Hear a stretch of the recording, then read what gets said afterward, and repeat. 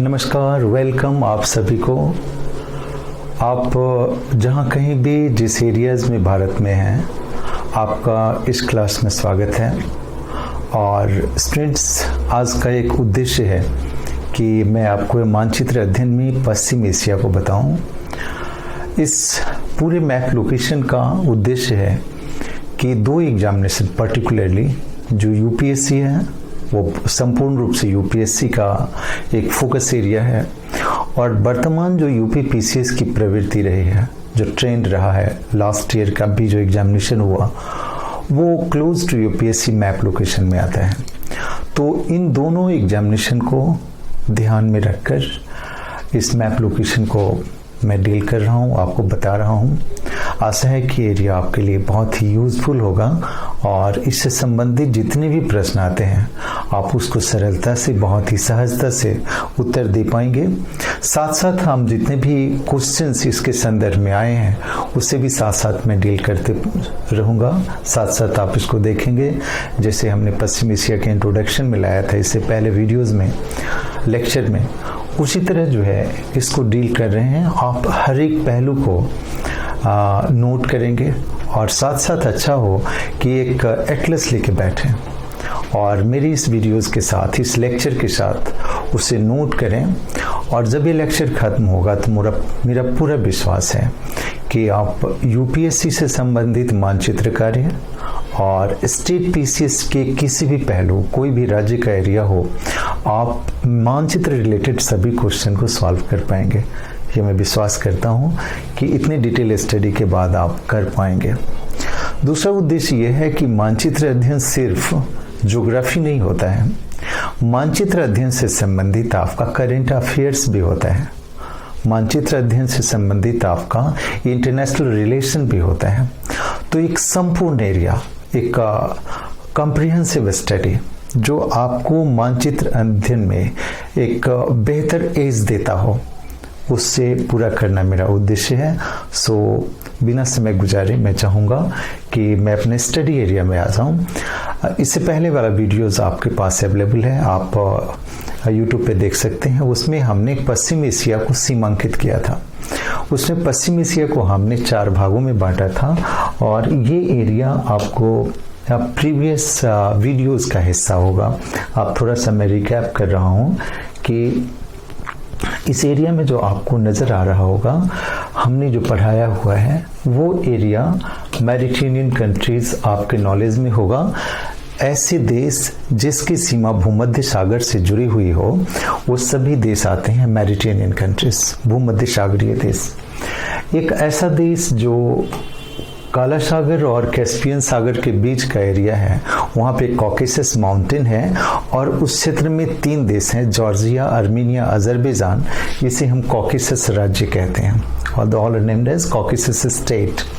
Now यहाँ पे देखिएगा कि ये पर्शियन गल्फ है, फारस की खाड़ी का क्षेत्र है और इसके चारों ओर जो देश हैं उन देशों को मिलाकर खाड़ी देश बनता है, उसे हम गल्फ कंट्रीज कहते हैं। और चौथा ग्रुप बनता है वो एरिया जो सऊदी अरब प्रायद्वीप है और उसके एरिया में, जोग्राफिकल एरिया में जो भी देश आते हैं उसे हम कहते हैं अरब पेनिनसुला, अरब प्रायद्वीप के देश। सो इस तरह का इंफॉर्मेशन, बहुत ही डिटेल डिस्कशन हमारी प्रीवियस लेक्चर में आपको होगा और वहाँ से भी उसको नोट करके आप क्लास को शुरू करें। तो मेरा उद्देश्य ये है कि पश्चिम एशिया का हॉलिस्टिक स्टडी अगर करना हो, बहुत ही डिटेल स्टडी करना हो जिसमें एक बेहतर इमेज आपका बनता हो, तो ज़रूरी है इससे पिछले वाले लेक्चर को आप कर लें या फिर यहाँ से जोड़ के फिर आगे की जर्नी करें। इस क्लास में हम सभी देशों के भौतिक स्वरूप, मानवीय पक्ष, आर्थिक पक्ष, राजनीतिक पक्ष की चर्चा करेंगे और उसके आधार पे आप पश्चिम एशिया से संबंधित जितने भी प्रश्न हैं उसका उत्तर आप सहजता से दे पाएंगे। पहले एरिया को डिस्कस करते हैं और ये एरिया है जो हमने आपको बताया था। सबसे पहला एरिया वो है भूमध्य सागरीय देश। अब देखिएगा कि यहाँ पे जो एरिया है मेडिटेरेनियन, यहाँ पे एक एरिया भूमध्य सागर का है, काला सागर का है और ये सभी एरिया से जुड़ा हुआ देश कहलाता है भूमध्य सागरीय देश। तो एटलस लेके बैठिए और इस एरिया में जो आपका पहला कंट्री आता है उसको लिख जाइए, भूमध्य सागरीय देश, भूमध्य सागरीय देश। Those are the Mediterranean countries। जो इंग्लिश फॉलो कर रहे हैं वो लिखें Mediterranean countries। The countries around Mediterranean are named as Mediterranean countries। So for creating image of Mediterranean countries, we can follow from north to south। As first it will be Turkey, there will be Turkey, then Syria, then Lebanon, then Israel, and you have one island country that is Cyprus. So यहाँ पे मैंने इस area को politically याद कराने की कोशिश किया। सो आपको 5 कंट्री याद हो गया होगा, Turkey, Syria, Lebanon, Israel and Cyprus. अब इन सभी देशों का थोड़ा सा डिटेल स्टडी करें। मैं फोकस करना चाहूँगा कि आप टर्की को सबसे पहले बेहतर रूप से पढ़ें और उसको डिटेल याद करें, राइट।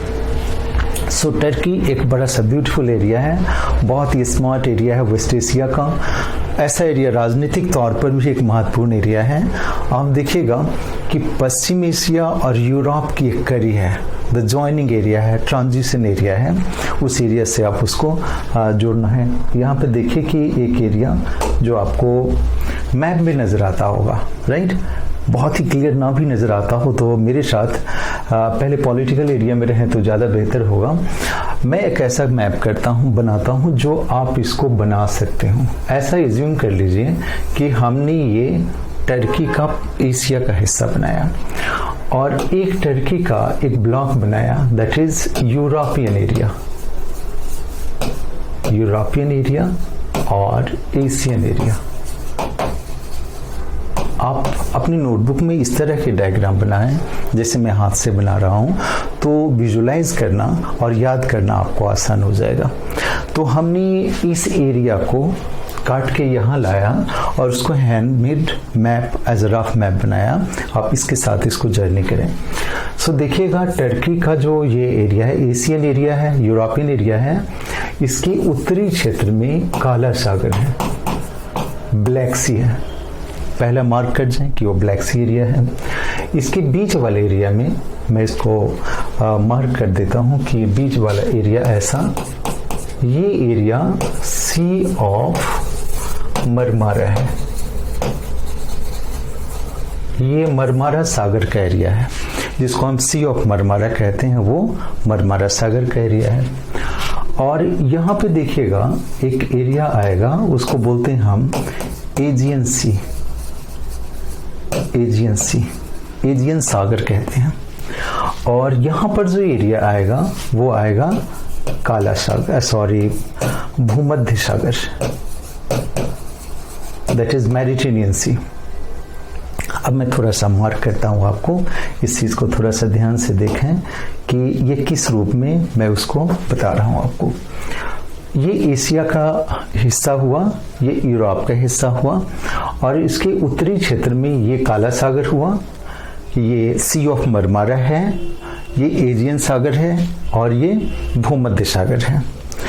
अब देखिए ये चारों ही वाटर बॉडीज हैं जो यूरोपियन सेक्शन से हमारे एशियन सेक्शन को अलग करता है, लेकिन जो डिवीजन पॉइंट एक्चुअल है वह आपको सी ऑफ मरमारा, राइट। अगर आपको पूछता हो कि टर्की किन 2 सागरों के बीच स्थित है तो आपको उत्तर का काला सागर हो गया, दक्षिण का भूमध्य सागर हो गया। अगर पूछता है यूरोपियन टर्की और एशियन टर्की को कौन सा सागरीय क्षेत्र अलग करता है तो वो हो जाएगा आपका सी ऑफ मरमारा। अब यहाँ पे देखिए 2 महत्वपूर्ण एरिया है, इस एरिया को मैप में जरूर देखिए और उसको मार्क कीजिए। इसको कहते हैं बॉस्पोरस स्ट्रेट, बॉस्पोरस जल संधि, और इसको बोलते हैं हम डार्डेनेल स्ट्रेट, डार्डेनेल स्ट्रेट।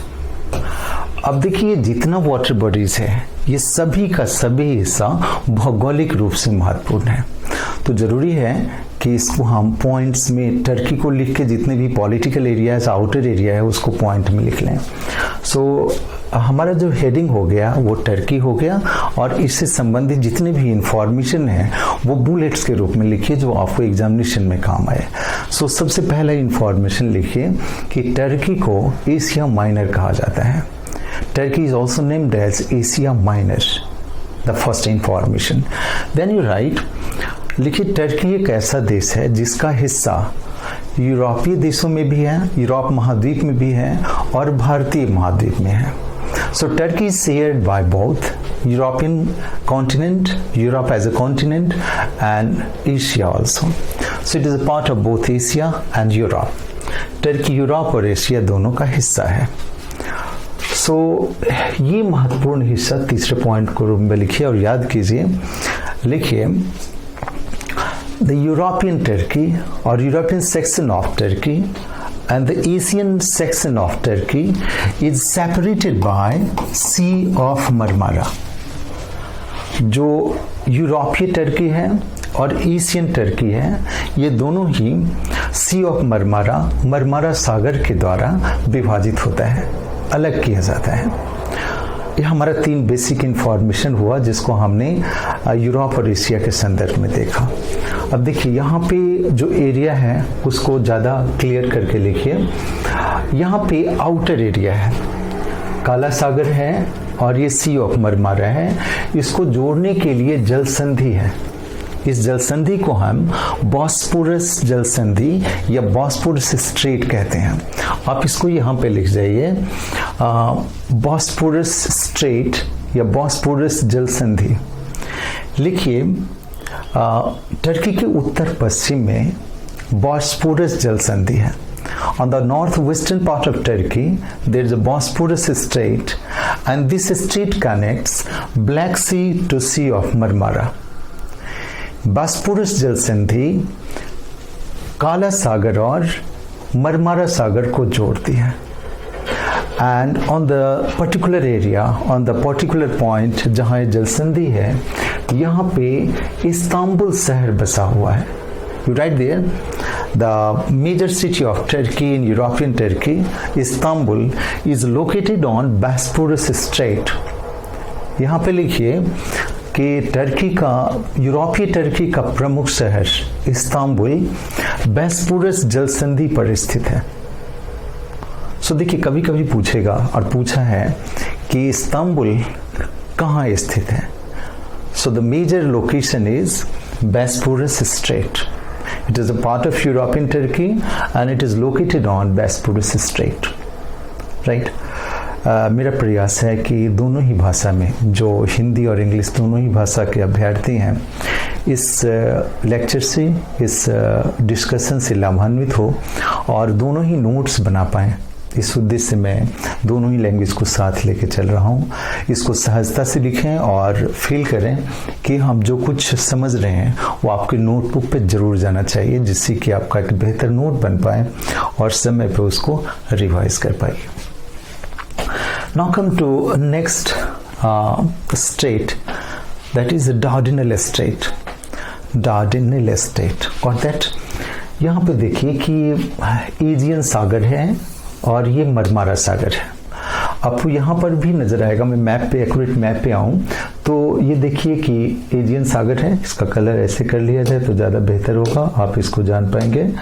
यहाँ पे देखिए ये सागर जो है वो है मरमारा सागर, और ये जो सागर है वो है आपका एजियन सागर। इन दोनों को जोड़ने के लिए जो स्ट्रेट है उसको बोलते हैं हम डार्डेनल स्ट्रेट। अब ऐसा अगर हो तो अगर कहा जाए कि काला सागर अंतिम रूप से कहाँ जुड़ता है, तो एजियन सागर में जुड़ता है और वो डार्डेनल स्ट्रेट के द्वारा जुड़ता है। सो इसको लिखिए, डार्डेनल जल संधि मरमारा सागर और एजियन सागर को जोड़ती है। So Dardanelle strait connects sea of Marmara to Aegean sea. So आपको देखिए कि वेस्टर्न एरिया का पूरा एक मैप उभर के आया जो आउट ऑफ टर्की है, टर्की का पहाड़ी एरिया है। सो टर्की के पश्चिमी क्षेत्र में अगर नॉर्थ से साउथ है काला सागर, आप मेरे साथ एक इमेज बनाइए, काला सागर, बॉस्पोरस जल संधि, मरमारा सागर, फिर आपका डार्डनेल स्ट्रेट एंड फाइनली आपका आया एजियन सी, देन भूमध्य सागर। और भूमध्य सागर फिर जुड़ जाती है आपका अटलांटिक महासागर से, जहां जिब्राल्टर स्ट्रेट है। एक पूरी इमेज के रूप में आप उसको याद कर सकते हैं। तो स्टूडेंट्स, फ्रेंड्स, हमने जो एरिया को डिस्कस किया वो एरिया था आपका पश्चिम एशिया का, और उसमें जो मेन फोकस एरिया है, जो हमारा डिस्कशन का एरिया है, वो एरिया है हमारा टर्की। अभी हम टर्की पढ़ रहे हैं और टर्की का जो बाहरी स्वरूप है, आउटलाइन एरिया है, उसको हमने डिस्कस किया है। आप थोड़ा सा मेरे साथ अगर याद कर लीजिए तो आपको आउटर टर्की बिल्कुल विजिबल नजर आएगा। मेरे साथ होकर उसको विजुलाइज कीजिए। तो हो गया काला सागर, Bosporus strait, sea of Marmara, Dardanelle strait, Aegean sea and Mediterranean sea. उसका जो पॉलिटिकल लोकेशन जो हमने कहा, इस्तांबुल को याद रखना है। हमने कहा जो यूरोपियन टर्की का एरिया है और वो बॉस्पोरस स्ट्रेट पर स्थित है। अब देखिए हमारा जो एरिया है, अब हम इनसाइड टर्की पढ़ना चाहेंगे। चूंकि टर्की यूरोप और एशिया की कड़ी है, एक ट्रांजिशन एरिया है, तो उस एरिया को हम फिजिकली पढ़ना चाहेंगे। उसमें देखिएगा कि यूरोप का, जैसे हम भारत का पॉलिटिकल पढ़ लेते हैं तो फिर फिजिकल पढ़ते हैं, वैसे किसी एरिया का जब हम कंट्रीज को पढ़ें तो उसका फिजिकल स्वरूप को पढ़ें। तो एक मैप यहाँ पे देखिए, मैं यहाँ पे बताता हूँ कि ये आपका टर्की का एरिया है। यहाँ पे एक माउंटेन है, दैट इज अ पॉन्टिक। यहाँ पे देखिए एक माउंटेन है, तरूस माउंटेन है। ये दो माउंटेन एरिया हुआ, और ये पूरा का पूरा टर्की एरिया बीच माउंटेन के बीच में है, जो मेजर पार्ट ऑफ टर्की है। तो इसको हम अगर डायग्राम में लिखें क्रॉस सेक्शन में, तो इस तरह का एक डायग्राम बनेगा, जिसको अपने नोटबुक में जरूर बनाएं, और उससे आपको एक परिचय मिलेगा कि टर्की का भौतिक स्वरूप किस प्रकार है। तो देखिएगा कि ये नॉर्दर्न एरिया में ऐसे बना लिया, ये बीच का एरिया बना लिया, और ये साउदर्न एरिया बना लिया, ऐसा कुछ बना लिया। इस नॉर्दर्न एरिया को हम पॉन्टिक माउंटेन कहें, ऐसा वाला, और इस साउदर्न एरिया को हम कहें कि ये तरूस माउंटेन है। हिंदी में भी लिखें तो ऐसा ही होगा, तरूस माउंटेन और ये पॉन्टिक माउंटेन। मानचित्र अध्ययन में कोई हिंदी इंग्लिश का बहुत बड़ा डिफरेंस लैंग्वेज का आता नहीं है, लोकेशन है, एनालिसिस है। सो नॉर्थ एरिया में क्या हुआ, पॉन्टिक माउंटेन, दक्षिण एरिया में हो गया तरूस माउंटेन। मेरे ख्याल से बात उसको समझ रहे होंगे। अगर दो पर्वतों के बीच में ऐसा कोई पठार बना हो, घाटी नहीं बना हो, पठार बना हो, तो उसे हम बोलते हैं इंटर माउंटेन प्लेटस। अगर हम हिंदी में कहें तो बेहतर रूप से ये होगा कि इसे हम अंतः पर्वतीय पठार कहेंगे। So the mountain located between the plateaus located between two mountain is inter-mountain plateaus. So Turkey का अधिकांश हिस्सा एक पठारी हिस्सा है, जो एक अंतः पर्वतीय पठार है। थोड़ा सा रुक के समझिए कि दो पर्वतों के बीच जो पठार होता है, एक पर्वत और दूसरा पर्वत, उसके बीच के पठार को हम अंतः पर्वतीय पठार कहते हैं, और इंग्लिश में कहते हैं इंटर माउंटेन प्लेटूज। अब अगर इंटर माउंटेन प्लेटूज है तो इसका कोई नाम होगा। इस प्लेटूज को हम अनातोलिया प्लेटूज कहते हैं, अनातोलिया का पठार कहते हैं। So you can manage here as a in clear writing. ये जो पठारी एरिया है, ये है अनातोलिया का पठार। सो अगर पूरे रूप से टर्की को देखिए एक पूरे पिक्चर के रूप में, तो टर्की का उत्तरी भाग एक माउंटेन है जिसको हम बोलते हैं पॉन्टिक माउंटेन। टर्की के दक्षिण में एक पर्वत है, ऊपर में एक पर्वत है, दक्षिण में एक पर्वत है। दक्षिण वाले पर्वत को हम तरूस कहते हैं, उत्तरी पर्वत को पॉन्टिक कहते हैं, और जो बीच वाला एरिया है, उत्थित पठार है, ऊपर बना हुआ एक पठार है, उसे हम बोलते हैं अनातोलिया का पठार। सो अनातोलिया का पठार एक टेक्निकल वर्ड में हुआ अंतः पर्वतीय पठार या इंटर माउंटेन प्लेटूज। सो फिजियोग्राफी को लिखिए कि इसका सतह किस तरह का है। जैसे भारत में देखिएगा हिमालय है, प्लेन है, पठार है, इस तरह की संरचना है। ऐसी टर्की के एरिया में इस तरह की भौगोलिक संरचना है जो टोपोग्राफी से रिलेटेड है। उसको लिखिए तो लिखिए संपूर्ण टर्की की भौगोलिक संरचना इस प्रकार है। द टोपोग्राफी ऑफ और relief of Turkey is can be seen in following headings. In the north there is a Taurus Pontic mountain and in the south there is a Taurus mountain. लिखिए Turkey के उत्तर में Pontic पर्वत है और दक्षिण में तरूस पर्वत है। So in the north there is Pontic mountain and south there is Taurus mountain and in between there is an inter mountain plateaus. It is named as Anatolia plateaus. और इसके बीच में जो पर्वत है, पठार है, उस पठार को हम अनातोलिया के पठार के नाम से जानते हैं।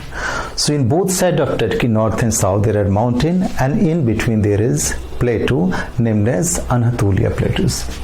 सो अब देखिएगा कि यहाँ पे भौतिक स्वरूप में हमने बताया आपको कि दो पर्वत का एरिया है। अब दो पर्वत का एरिया है तो ये बात क्लियर होगा कि इन दोनों एरिया से जो विंड आएगा इस एरिया की ओर नहीं आएगा। जो विंड आएगा वो मेडिटेरेनियन एरिया से आएगा और वेस्टर्न कोस्ट पे टर्की की वर्षा होगी और ये एरिया आमतौर पे सेमी ड्राईलैंड डेवलप होगा, राइट। सो यहाँ पे देखिएगा कि अनातोलिया पठार पर स्थित जो नगर है उसका नाम है here you have a city that is Ankara. So लिखिए अनातोलिया पठार पर स्थित नगर अंकारा है। So Ankara is a city located on Anatolia plateaus. So in between you will find an area that is Ankara. So आपका physical स्वरूप नजर आया होगा। अब फिजिकल स्वरूप में जो दूसरी बात होती है, एक महत्वपूर्ण बात है, वो बात होता है वहाँ का लेक। लेक मीन्स वहाँ की प्रमुख झील। अब देखिएगा वहाँ पे एक सबसे महत्वपूर्ण झील है जिसको जीके के ख्याल से और जीएस के ख्याल से हम हमेशा पढ़ते हैं और उसका बहुत बड़ा भौगोलिक सिग्निफिकेंस है। यहाँ पे देखिएगा, यहाँ पे एक लेक है टर्की के इस एरिया में, एक झील है, एक महत्वपूर्ण झील है जिसको हम लेक वॉन कहते हैं। दैट इज, इसको ऐसे मार्क कर लीजिए, you can write here, that is Lake Van. Lake Van एक ऐसा एरिया है जहाँ पे मैक्सिमम सैलिनिटी है। इन परसेंटेज हम पढ़ते हैं विश्व में कि विश्व में सबसे ज़्यादा लवणता लेक वॉन में है और वह 330% है। विश्व में हाईएस्ट सैलिनिटी जो एरिया में है वो आपका इन परसेंटेज है वो आपका लेक वॉन है। दूसरा हम कहते हैं 240%, ये आपका डेड सी है जो आपका इजराइल जॉर्डन के बीच आएगा, अभी स्टडी एरिया में आएगा। और तीसरा एरिया है 220%, that is the area of a great salt lake of America. So lake Van का सिग्निफिकेंस यहाँ ये है कि यह एक एरिया जो सबसे ज़्यादा लवणता की झील के लिए जाना जाता है। सो एक मेंशन कर लीजिए यहाँ पे कि टर्की में स्थित लेक वॉन दुनिया में सबसे ज़्यादा लवणता वाली झील है। So lake Van of Turkey is known for the highest salinity on the earth surface and it is 330 gram in 1 litre of water. हाँ, 1 लीटर में होता है, उसे हम परसेंटेज में व्यक्त करते हैं। परसेंटेज हमेशा 100 में होता है, लेकिन जब हम लीटर में लिखते हैं तो वहाँ पे इन 2 जीरो के अतिरिक्त एक और जीरो को लगा देते हैं। So it means the amount of salt in 1 litre of water.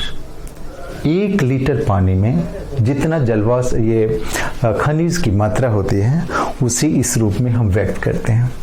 So Turkey के फिजिकल लोकेशन में आपको नजर आया होगा Pontic mountain, Taurus mountain and lake Van area जो आपका ज्योग्राफिकल लोकेशन का मेजर एरिया आता है। अब देखिएगा टर्की की राजधानी अंकारा है और इस एरिया में सेमी ड्राई एरिया में अंगूरा रैबिट मिलता है। और ये एरिया विश्व में अंगूरा वूल के उत्पादन के लिए जाना जाता है। So Turkey is known for the production of अंगूरा वूल अक्रॉस द ग्लोब। पूरे विश्व में अंगूरा वूल के उत्पादन के लिए यह जाना जाता है, यह क्षेत्र। सो जो आउटर एरिया है वो मैंने आपको बताया। द आउटर टर्की में जो area black sea, Bosporus strait, sea of Marmara, Dardanelle strait, then Aegean Sea, and inside Turkey we find about the people of Turkey and physiography of Turkey। तो आपको ये एरिया टर्की समझ में आ गया होगा, Turkey के बेसिक अंडरस्टैंडिंग समझ में आ गया होगा। अब एक दूसरा देश है जो पश्चिम एशिया का एक महत्वपूर्ण देश है, और इस देश को रुक के पढ़िए, इस पे पूरा ध्यान दे के पढ़िए कि हम इस एरिया में जितनी भी इंफॉर्मेशन है उसको कलेक्ट करें, और जब भी कोई क्वेश्चन पूछा जाए तो उसको बेहतर रूप से आप उसको डिफाइन कर पाएँ, उसको बता पाएँ। चूँकि बड़ा सा मैप है तो एनालाइज करना बहुत ही आसान है। सबसे पहले देखिए जो हमने देश को लिया है वो है आपका इजराइल।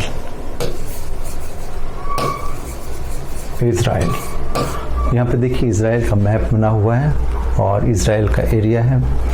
देखिए इजराइल का जो एरिया है वह मुख्य रूप से कई विवादों का एरिया है, कई जगह के पॉलिटिकल डिस्प्यूट का एरिया है। सबसे पहले हम डिस्प्यूट को पढ़ लें, फिर इसके पॉलिटिकल अदर एस्पेक्ट को देखेंगे। यहाँ पे देखिएगा कि इजराइल का जो एरिया है, यहाँ पे जो एरिया है इजराइल का वो एरिया आपका नॉर्थ वेस्टर्न एरिया है। यहाँ पे देखिएगा सीरिया का एरिया है, it is area of Syria. यहाँ पे देखेंगे ये सीरिया का एरिया है, और यहाँ पे देखिए कि एरिया इजराइल का एरिया आता है। तो इजराइल और सीरिया के बीच में एक डिस्प्यूटेड एरिया है, पर्वतीय क्षेत्र है, जिसको हम गोलन हाइट कहते हैं, गोलन पहाड़ी की समस्या, और the problem of Golan height, and it is a problem between Syria and Israel. जो डिस्प्यूटेड एरिया है हम उसको पढ़ते हैं।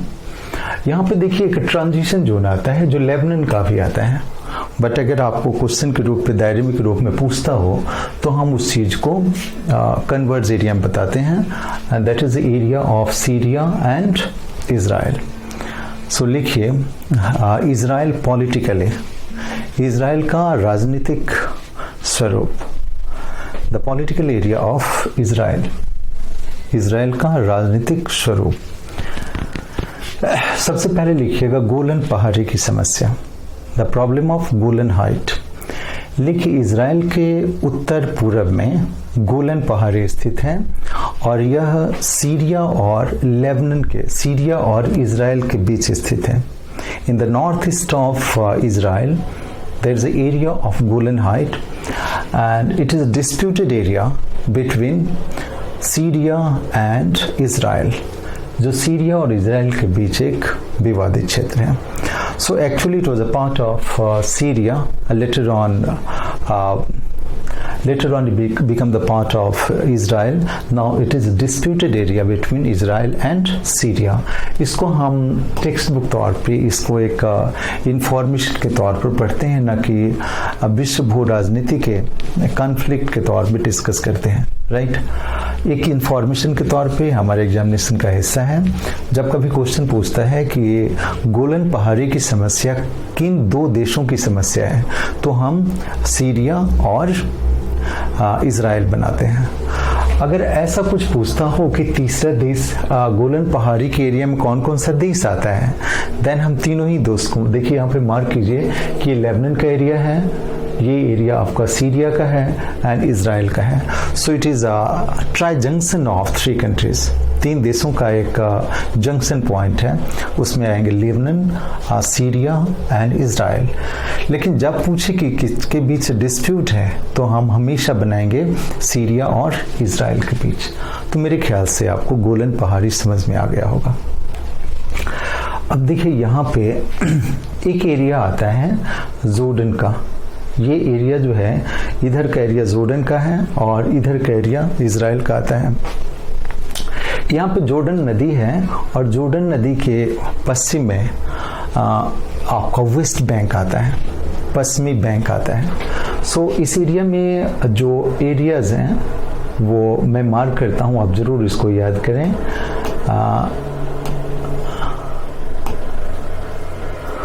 देखिए हमने 4 सिटीज़ को बनाया। समटाइम जो यूपीएससी का एग्जामिनेशन है इस रूट तक जाके क्वेश्चन पूछता है। सो वेस्ट बैंक एरिया में मेजर सिटीज़ हैं। इस एरिया को हम जेरिको कहते हैं, इस एरिया को जेरूशलेम कहते हैं, इसको बेथलेहम कहते हैं और इसको हरबोन कहते हैं, राइट। सो 4 मेजर सिटीज़ हैं। अगर ऐसा कुछ मैप में आता हो या आपको सीक्वेंस में देता हो, उत्तर से दक्षिण की ओर पश्चिमी बैंक या वेस्ट बैंक पर स्थित नगरों को सजाएं तो सबसे पहले क्या हो जाएगा? Jericho, then Jerusalem, Bethlehem and हरबोन। So 4 major cities on West Bank area we have in this series. So इन चीज़ों को आप लिखें तो लिखिए वेस्ट बैंक एरिया में, in the area of West Bank there are 4 major cities we can arrange from north to south. लिखिए कि West Bank area में 4 नगरों को हम इस प्रकार सजा सकते हैं। सबसे पहले Jericho, you can write like this, Jericho. Jerusalem लिखा हुआ है, the second one Jerusalem, the third you right Bethlehem and then हरबोन। So हरबोन is a southern one. ऐसा भी पूछ सकता है कि इसमें से साउदर्न वन कौन सा हो गया। सो जोर्डन नदी के पश्चिम में जो सिटीज़ हैं उसको हम 4 मेजर रिलीजियस सेंटर के रूप में जानते हैं जिनका धार्मिक महत्व है। अगेन मेरे साथ उसको चारों सिटीज़ को देखिए तो जेरिको, जेरूशलेम, बेथलेहम एंड हरबोन। So now you find the third area, that is a third discussion area. हमने वेस्ट बैंक को डिस्कस किया, अभी डिस्कस कर रहे हैं हम डेड सी को। अगर हम यहाँ पे अफ्रीका को पढ़ते हैं, यहाँ पे देखिए अफ्रीकन एरिया है, तो यहाँ से रिफ्ट वैली शुरू होती है और ये डेड सी की ओर जाती है। यहाँ पे डेड सी बनता है और डेड सी दोनों देशों के बीच है स्थित है। जो आपका इजराइल है, जोर्डन है, उन दोनों के बीच का एरिया है। सो इस एरिया में कहते हैं कि विश्व में सेकेंड हाईएस्ट सैलिनिटी का एरिया आता है and the shared by both countries.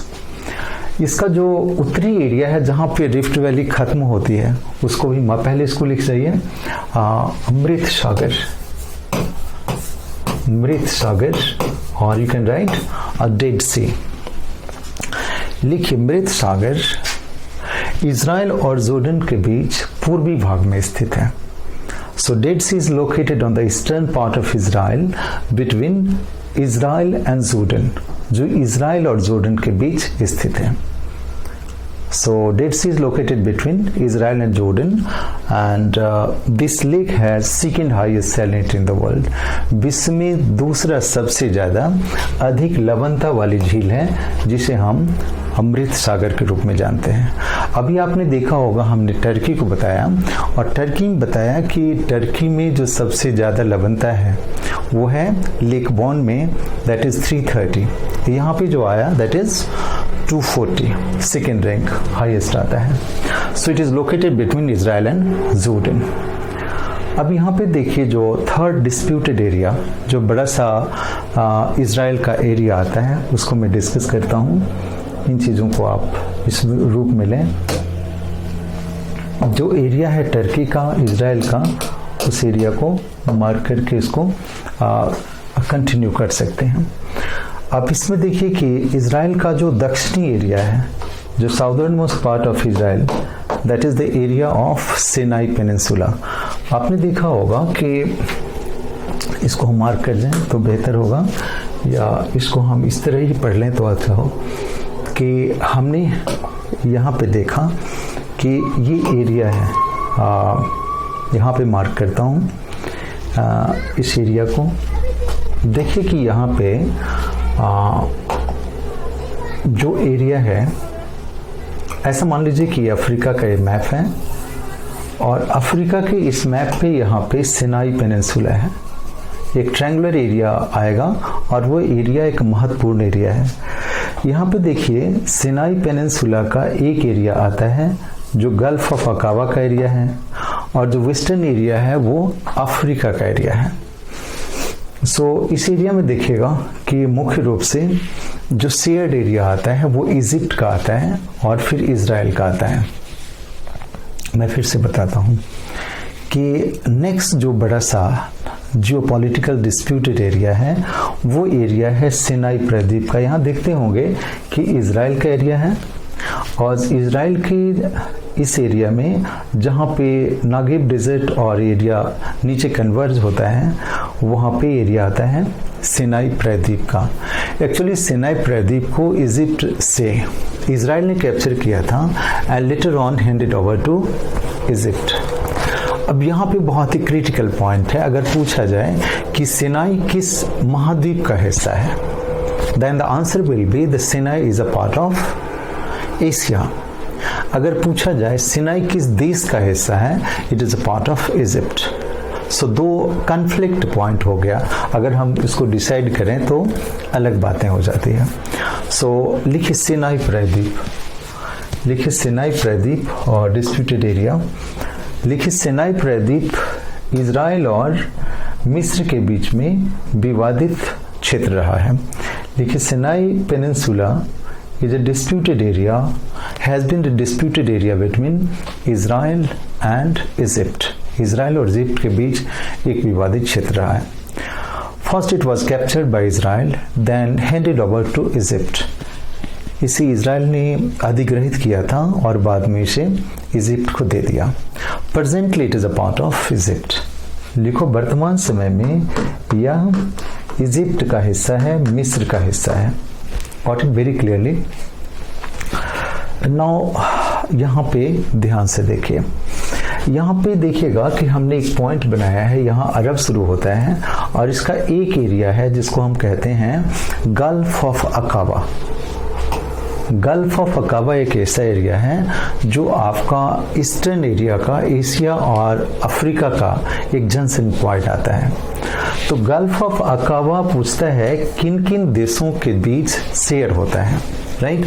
So Gulf of Aqaba is shared by, in the eastern part we have Jordan and Saudi Arab, on the northern part you have Israel and some part of Egypt also.